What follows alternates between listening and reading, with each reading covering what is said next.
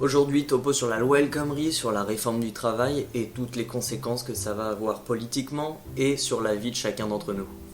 Bonjour à tous, j'espère que vous vous sentez bien, que vous êtes prêts à ouvrir grand vos oreilles parce qu'aujourd'hui on va parler de ce sujet absolument génial qui est la réforme du droit du travail qui est en train d'être médiatisé et surexploité, même sur les plateformes d'internet. Alors déjà on avait déjà vu cette sorte de consensus qu'il y avait sur internet qui était de reprendre un phénomène juridique ou alors un phénomène politique et d'en faire énormément de bruit.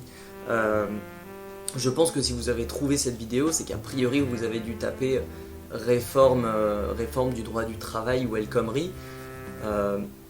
Ce que je veux dire, c'est que actuellement, ce à quoi on assiste, c'est un phénomène qui est déjà connu, qu'on avait déjà connu à SOPA et PIPA, toutes ces règles européennes qui ont finalement abouti, mais tout le monde s'en fiche puisque ce n'est plus à la mode du tout. Comme on est sur internet et que je suis un juriste, je préfère quand même faire un rappel des faits, puisque on a tendance à voir un peu de tout et on se rend compte que les gens ne connaissent pas grand chose finalement à ce domaine-là. Donc la loi El Khomri, c'est une réforme, un projet de réforme du droit du travail. Ça veut dire que c'est un projet de loi qui est actuellement entre les mains du Conseil des ministres et qui va être remis, a priori, à l'Assemblée nationale. Seulement, plusieurs questions se posent, c'est est-ce qu'on va le soumettre au vote de l'Assemblée nationale, comme toutes les lois, ou bien est-ce qu'on considère qu'on va l'évincer de la pratique constitutionnelle qui est qu'un projet de loi doit être mis en place au gouvernement et soumis à l'Assemblée nationale et au Sénat avant de pouvoir être promulgué. Récemment, on a constaté qu'il y a eu beaucoup de médiatisation de part et d'autre de la vie politique et de la scène politique surtout, c'est ça qui est important.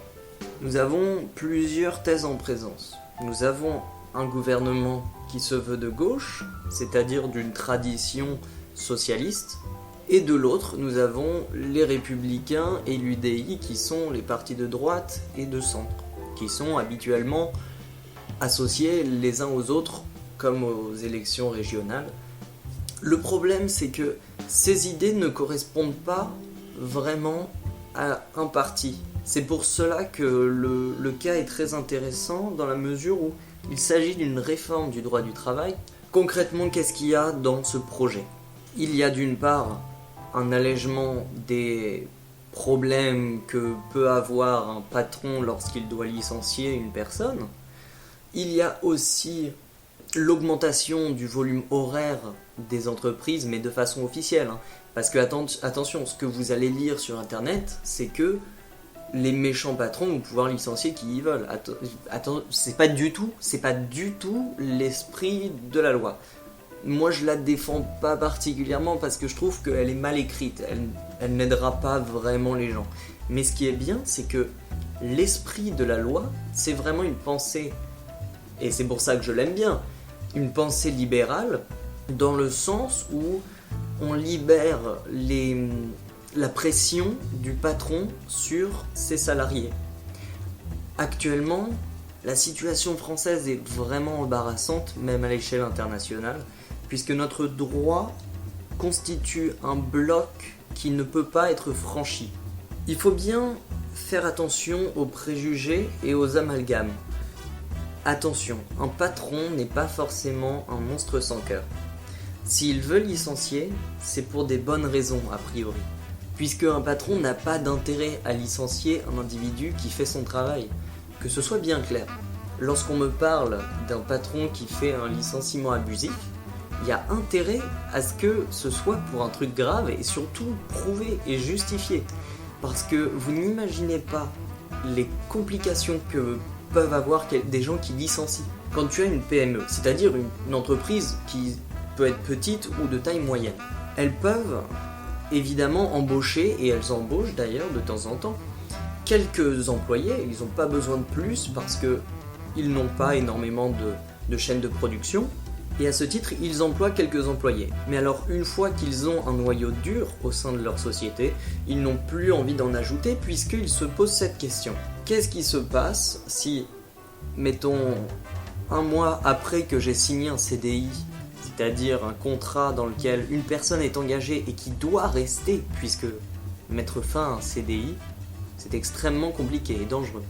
Si vous engagez quelqu'un et que d'un coup votre chiffre d'affaires se pète la gueule, en 1 mois ou en 6 mois, vous êtes obligé de penser au licenciement de la personne. Ça veut donc dire qu'un patron, au moment où il engage quelqu'un, il doit penser à comment s'en séparer. C'est normal, c'est un calcul qui est purement rationnel. Quand vous achetez une glace, vous pensez déjà à comment la manger. Ou alors, quand vous achetez, mettons, un lit king size, eh bien vous pensez déjà à comment remplacer celui qui va partir, quoi. Vous pouvez pas avoir les 2 lits les uns sur les autres. Vous devez penser à après. Donc c'est pas du tout quelque chose de malsain. Si quelqu'un dans le système français veut contester un licenciement abusif, il va gagner au prud'homme. C'est certain. Enfin, c'est quasiment certain. Évidemment, c'est pas prévu pour qu'il y ait un côté qui gagne à chaque fois. C'est un fait, dans le droit français, on a tendance à donner raison à celui qui a le plus à perdre. Est-ce que c'est bien, est-ce que c'est pas bien? On s'en fiche, on n'est pas là pour parler de ça, on n'est pas là pour juger d'un point de vue moral. Ça nous donne donc une entreprise de petite taille qui a peur d'engager parce qu'elle ne sait pas si elle pourra licencier si jamais il y a des problèmes. Donc forcément, on a moins envie d'embaucher. Le projet de loi arrive là-dessus en disant que vous aurez beaucoup plus de liberté concernant les salaires et le volume horaire. Et lorsque vous voudrez licencier, vous aurez beaucoup moins de coûts liés au licenciement. À ce titre, le projet ne peut que apporter puisque actuellement, c'est que le droit qui gère ça. Le licenciement, en vrai, la contestation d'un licenciement, c'est ce qu'il y a de plus gros dans le noyau dur de l'emploi. Et c'est pour ça que le patron a peur d'un contentieux et à ce titre peut ne pas embaucher quelqu'un. Et parfois est obligé d'inventer des motifs pour pouvoir licencier. Et que ce soit bien clair. Par rapport à ces youtubeurs, j'ai vu qu'il y avait beaucoup de youtubeurs français qui s'opposaient au projet de réforme et qui décidaient de faire une vidéo en dénonçant ce projet de réforme. Enfin, je sais pas, mais vous voyez le problème, c'est que on a des youtubeurs, donc des gens qui sont on sait même pas à quel régime ils sont, les 3/4 sont même pas sous contrat. Cela dit, ils vont nous dire que on devrait s'énerver, je veux dire, ça vous rappelle pas un peu la logique du contremaître qui dit que les ouvriers sont mal traités et quand il rentre chez lui, il a une cuillère en argent dans la bouche? Enfin, il est là le problème. On a des youtubeurs qui finalement parlent pas des choses... Enfin, je veux dire, ils vont vous sortir, oui, j'ai travaillé pendant 2 mois chez McDonald's et après j'ai pu gagner ma vie sur YouTube. Ou alors, oui, j'ai un boulot de merde. Et puis, voilà, je veux dire, leur idée n'est pas mauvaise, mais ils ne savent pas de quoi ils parlent, tout simplement. Et surtout que leur vision est tellement politisée, ça fait mal aux yeux. Et c'est pour ça que quand j'ai vu la vidéo, je me suis dit, mais allez chanter le temps des cerises, enfin, qu'est-ce que c'est votre... C'est vraiment du socialisme pur. Et surtout, la vraie tradition française. Puisque en France, et j'ai entendu Bruno Le Maire le dire, attention, ça veut pas dire que je suis pour Bruno Le Maire, hein. Je pourrais très bien vous citer Lénine, hein, pas de problème. Mais Bruno Le Maire a dit que le problème des Français, tout le monde le dit ça, c'est qu'on cherche toujours une bonne raison de ne rien faire. Et actuellement, on est vraiment dans une situation de crise, et l'emploi ne bouge pas, le chômage reste le même, les gens ont toujours aussi peur, et les jeunes ont envie de partir à l'étranger. Et parler avec quelqu'un qui a un peu d'ambition, il va vous dire qu'il va vouloir partir à l'étranger. À ce titre-là, le comportement des youtubeurs par rapport à cette loi est totalement déplacé. Puisque je leur reproche pas d'utiliser leurs viewers comme des cibles politiques pour avancer un argument politique, hein. Ils ont le droit parce que ça fait partie, je veux dire, ça fait partie de leur rôle d'artiste. Ils sont obligés d'avoir quand même une pensée dans la mesure où ils sont des sources d'influence. Cela dit, leur pensée est stupide. Voilà. Je peux pas dire mieux que ça, hein. Vraiment. Enfin, Ce que je vois dans cette loi, c'est pas tellement le patron qui va prendre le contrôle sur les gentils ouvriers. Je ne vois pas en quoi cette loi peut être dangereuse pour l'un ou l'autre des partis, que ce soit le patron ou l'employé. Puisque actuellement, on a des règlements nationaux qui sont là pour réglementer la vie à l'intérieur d'une entreprise. Mais c'est pas normal ça, puisque les entreprises font pas tous la même chose. Je veux dire, il n'y a pas de raison que un maçon qui travaille pour une entreprise, bien sûr, pas en indépendant, fasse exactement les mêmes horaires qu'un informaticien qui bosse en entreprise aussi, mais de chez lui. Je veux dire, on ne peut pas mettre tout le monde à la même sauce. Et ce que la négociation permet dans une entreprise, c'est d'équilibrer un peu tous ces problèmes. Le fait est que ce projet de loi est certes mal écrit, mais c'est le problème de toutes les lois qui y arrivent actuellement. Je veux dire, depuis le mariage homo, on marche sur la tête quand on écrit une loi. Mais ça, c'est qu'un point de vue structurel. Et à ce titre, il faut respecter quand une loi, c'est la première règle, quand une loi est obscure, il faut voir quel est son esprit, voir l'esprit de la loi. Et l'esprit de la loi, il est indéniablement libéral. Pourquoi je vous dis tout ça ? Eh bien, tout simplement, puisqu'on est dans la même mouvance libérale que la loi Macron, la loi Allure, bon, nettement moins puisqu'il s'agissait quand même de réglementer énormément, mais quand même, il y avait des traces de libéralisme. Seulement ce qu'on reproche à cette loi, c'est d'avoir été passée par un gouvernement de gauche. Alors que la pratique semble venir de la droite, je veux dire, on peut le voir comme le patron qui a du pouvoir sur ses employés, bon, on peut s'attendre d'avoir un parti de droite qui fait ça. Et là non, pas du tout, ce sont des socialistes, et en plus qui revendiquent le bien qu'elle va apporter aux justiciables. Mais absolument pas. Je veux dire, à aucun moment, la gauche n'a dit qu'elle n'était pas libérale. La gauche, comme la droite, peut être tout à fait libérale. Dites-vous qu'il y a le principe même du social-libéral, c'est du socialisme, quoi. Enfin, bon, le problème, c'est que le socialisme a quand même une connotation très marxienne, très, très rouge, quoi. Alors que le libéralisme, en fait, ce que je veux vous dire, c'est que le libéralisme n'a pas de parti. Vous pouvez très bien être de gauche et libéral, vous pouvez être de droite et libéral, et vous pouvez même être apolitique libéral. Et d'ailleurs, vous pouvez même être, si vous voulez, libertarien, tant qu'on y est. Vous pouvez même être anarchiste libertarien. On s'en fout. Vous pouvez être tout tant que vous pensez à l'individu avant tout. En cela, le projet de loi arrive en nous montrant pour la première fois que un projet de loi d'un gouvernement socialiste se veut profondément libéral.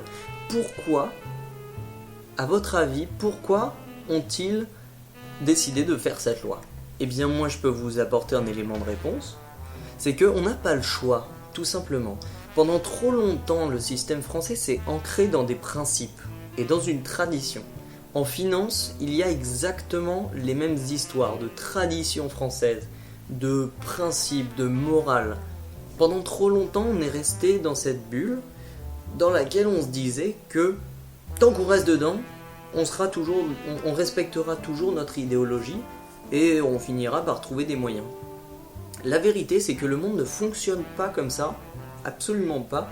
Et c'est là où vous allez reconnaître mon côté libéral économique, c'est que le monde fonctionne selon des règles d'intérêt, de clientélisme, d'opportunisme et de cycle. À partir de là, vous avez toute la vie de tout le monde. Je veux dire, tout le monde agit par intérêt. Première, ça c'est la base. Tout le monde réagit par intérêt, même si cet intérêt n'est pas pécunier. Le principe même de l'échange, c'est de donner pour recevoir. Et la vérité, c'est qu'à partir de là, même les dons sont des échanges. Et c'est pas quelque chose de mauvais. Demandez à tous les grands humanistes, à tous les religieux, tous ces gens qui donnent leur temps et leur vie entière à des gens pour les voir sourire. Ils vont vous dire qu'ils s'en fichent de l'argent. Eux, ce qui leur fait plaisir, c'est de voir le sourire aux lèvres d'un SDF ou voilà, ce que vous voulez. Mais il n'empêche qu'il échange son temps contre le bien-être de quelqu'un d'autre, ou du moins la manifestation du bien-être de quelqu'un d'autre. Cependant, voilà, c'est très mal vu de toujours vouloir agir par intérêt. Mais c'est un fait, et le nier, c'est pas utile, puisque tout le monde fonctionne comme ça, et absolument tout fonctionne comme ça. Si on faisait rien par intérêt, eh bien on n'existerait pas, tout simplement, puisque tout le monde fait quelque chose pour quelque chose. Ce projet de réforme, c'est véritablement un rappel de la réalité sur la fiction qu'on a pu se créer. Aujourd'hui, les lois du marché et les cycles économiques nous ont rattrapés, puisque on est censé être dans une croissance phénoménale, puisqu'on est sorti de la récession, c'est terminé. On ne peut pas replonger, c'est pas possible. Économiquement, c'est pas possible. À moins d'avoir une révolution civile, là d'accord. Et si on n'avait plus d'institutions bancaires, ce serait impossible. Mais toute la machine est en train de se remettre en marche, et nous, on est en train de se dire que si on ne conserve pas tous les acquis sociaux, entre guillemets, eh bien, on perdra notre voie d'excellence, qui est la voie française. Et bien évidemment, quand on se dit ça, eh bien, on rate des choses. Et le projet de réforme amène des questions qui ne sont pas nouvelles du tout. Je veux dire, revenir sur les 35 heures, puisque ça fait partie du projet de réforme. Faire passer, selon convention, à 48 heures en temps de travail maximum. Eh bah écoutez, c'est très bien, parce que 35 heures, en vrai, personne ne les fait. Je pense que de ma vie, j'ai jamais rencontré quelqu'un qui bossait 35 heures. À part à l'école. Parce que oui, à l'école, ajouter les heures les unes aux autres, vous verrez que ça fait 35 heures. Mais après, pendant toute votre vie, vous pouvez l'oublier ça. À la fac, en école privée, enfin en école supérieure, vous serez à plus de 35, ensuite au travail vous le serez, dans tous les emplois. Après, et sans compter les heures sup, évidemment. Mais je peux vous garantir que même si vous êtes camionneur ou employé chez McDo, vous allez tôt ou tard vous faire du 40 heures. C'est certain, c'est absolument certain. Et donc nier cette évidence, c'est ce qu'on a fait jusque maintenant, en ne les reconnaissant pas. C'était repousser un problème finalement. Lorsque... moi j'ai un ami qui me sert d'exemple puisque c'est absolument parfait. Il travaille de temps en temps 6 jours par semaine, mais n'a pas de régime spécial. Mais seulement, c'est interdit de travailler aussi longtemps. Je veux dire, ça lui fait un volume horaire qui est beaucoup trop gros pour être légal. Donc ce qu'il a fait, c'est qu'il a demandé à son patron de prendre un jour d'une semaine suivante et de le mettre à la place.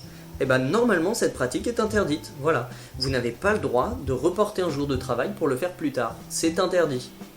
La loi dit clairement que par semaine, tu dois travailler tant d'heures et pas plus.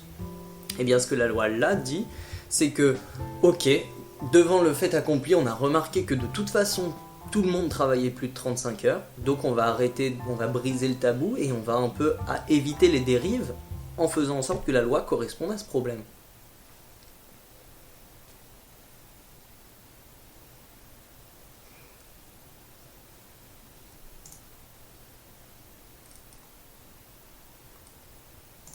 Maintenant par rapport aux indemnités prud'homales. Alors, pour ceux qui ne savent pas ce que c'est, l'indemnité prud'homale c'est dans le cas où il y a une contestation et que le requérant gagne, il y a une indemnité prud'homale qui est versée à la hauteur du désagrément et du temps qui n'a pas été travaillé et en même temps une amende qui est demandée au patron. Actuellement, on constate de fait que si vous allez au prud'homme, vous allez gagner. Je veux dire, c'est très difficile de prouver qu'il n'y a pas eu de harcèlement sexuel. En revanche, prouver que cette personne vous a donné des fleurs une fois, ça c'est plutôt facile. Ensuite, une autre question qui est absolument géniale, c'est la fin du syndicat. Pourquoi on parle de la fin du syndicat concernant cette loi ? On souhaite actuellement mettre en place un référendum au sein d'une entreprise ou alors un système de vote. Je veux dire, un référendum, c'est pas forcément si sacralisé qu'on essaie de le prétendre. Au sein d'une entreprise, on veut donner la parole à chaque salarié, ce qui veut dire que le syndicat, finalement, n'a plus ce pouvoir qui lui descend de Dieu pour protéger les salariés. Aujourd'hui, on a plusieurs constats en France. C'est que, de un, les syndicats sont politisés, ce qui est une connerie, puisque le syndicat ne devrait pas répondre. En vrai, structurellement, un syndicat, c'est le protecteur de la personne qui travaille. Ça veut pas dire que c'est un gros communiste qui prend son drapeau rouge et qui va aller taper sur des immigrants dans la jungle de Calais. Le syndicat devrait être quelque chose de systématique. Si vous avez un problème avec quelqu'un, la meilleure solution lors d'un conflit, c'est ou bien d'aller en parler à votre supérieur hiérarchique, ou bien de régler le problème vous-même. Mais je veux dire, c'est ce qu'on a toujours fait. En vrai, le syndicat en France n'a jamais fonctionné tel qu'il devait fonctionner. C'est une absurdité actuellement que de dire que les syndicats ont un rôle important dans la gestion de la vie d'entreprise. J'ai des amis qui sont syndiqués, qui se sont syndiqués une fois et qui ont refusé de renouveler parce que ça sert à rien. Effectivement, ils faisaient des apéros qui étaient pas mal et des parties de ping-pong en entreprise, mais je veux dire, c'est absurde. Vous recevez tout le temps des tracts de la CGT, de la CFDT, machin. Il y en a des milliers. Non, je déconne. Il y en a 3 grands, mais il y en a plusieurs petits. Et puis finalement, ils vous disent des choses et ils vous instrumentalisent pour politiser un problème qui devrait être réglé au sein d'une entreprise. Il faut vraiment voir une entreprise comme une sorte de famille. Ou alors, si ça vous dérange, eh bien, ne le voyez pas comme une famille, mais faites pas chier les autres. Puisque peut-être que les autres ont envie que leur linge sale soit lavé en privé. Et franchement, il y a des moments où ça vaudrait mieux. Parce qu'au prud'homme, il y a des cas qui sont absolument incroyables.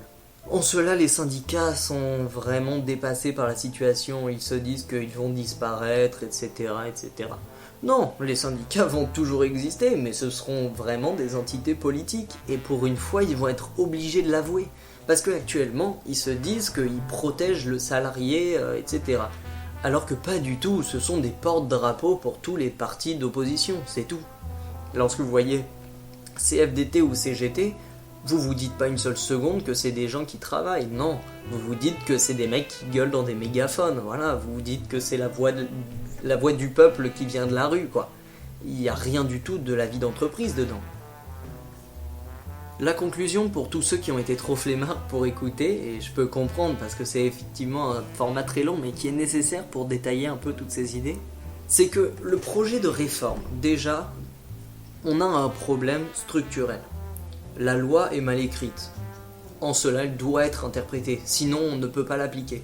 Si on n'interprète pas cette loi, c'est pas les textes qui vont nous sauver, parce que structurellement, elle est vraiment mauvaise. Et l'application concrète va être un peu compliquée quand même, puisqu'il va falloir reformer tous les responsables en ressources humaines, et tout ça c'est pas une mince affaire. Faire changer les pratiques au sein de chaque entreprise, ça implique vraiment une longue construction. Cette loi constitue donc un rappel du monde extérieur sur la bulle française, la bulle traditionnelle qu'on a créée en France, qui montre une illusion de ce que devrait être le droit du travail. Et actuellement, la vie d'entreprise et la vie de toutes les sociétés qu'on connaît en France est réglementée par la loi. Et cette réforme permettrait vraiment aux entreprises de décider pour elles-mêmes comment elles veulent agir. En cela, elles vont estimer elles-mêmes de quoi elles ont besoin. Il s'agit du temps de travail, il s'agit de l'employé, et lorsque l'on entend que c'est le salarié qui va payer pour le fait que la loi est mauvaise, attention à ce que vous pouvez entendre. Il y a tant des partis de gauche que des partis de droite qui souhaitent descendre ce projet de réforme. Cela dit, il faut bien vous dire que ce qu'il fait, ce projet, c'est de prendre le pouvoir que se sont attribués des groupes de personnes et le redistribuer à toutes les personnes qui sont concernées. Justement, c'est avec nous que les communistes devraient hurler leur joie.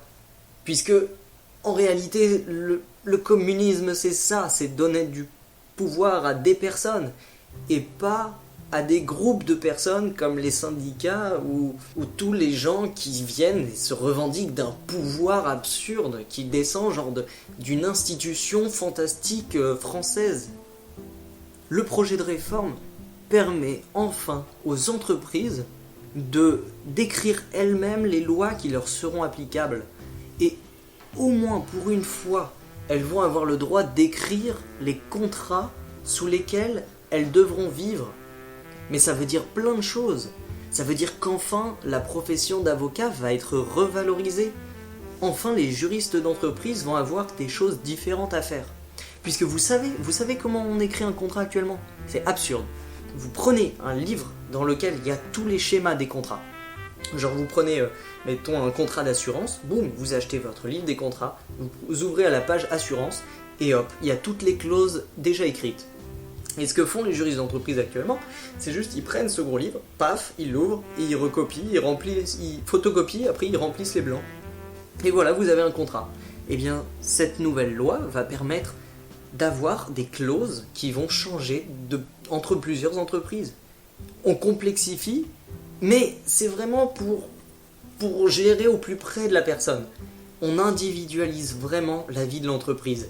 Et ça, franchement, c'est extrêmement agréable, puisqu'il n'y a rien de plus énervant que de vouloir s'armer de toute sa bonne volonté et de souhaiter vraiment travailler et de vraiment se faire péter la gueule parce que vous n'êtes pas dans la loi quand vous travaillez plus que vous ne devriez. Aussi, il faut le rappeler, il y a une nette amélioration des conditions par rapport aux heures supplémentaires. Et ça, franchement, je comprends même pas qu'on ait pu les dévaloriser au début du mandat socialiste. Je veux dire, ce n'est pas logique, mais ça a été fait. C'est donc la fin de cette vidéo. J'espère que j'ai été le plus clair possible. Bon, je sais que je détaille trop et que je pars un peu trop dans des délires. Mais si jamais vous avez des questions, allez dans les commentaires, n'hésitez pas à en écrire. Et n'hésitez pas à me donner des sujets sur lesquels vous voulez que je disserte un petit peu. Et je pense qu'on peut construire quelque chose de grand ensemble. Une sorte d'international libéral. Non, je déconne. Non, vraiment, je vous remercie d'avoir écouté jusqu'au bout, ou alors même jusqu'à la fin, pour la conclusion, pour les plus flemmards. Mais n'hésitez pas à écouter le détail de ce que j'ai dit, et n'hésitez pas à me dire qu'est-ce qui va pas dans les vidéos. Sachez bien que si vous êtes des vieux rageux, vous pouvez ne pas commenter, c'est pas... Je vous souhaite une excellente journée et j'espère que vous serez là pour la prochaine vidéo. Gros bisous!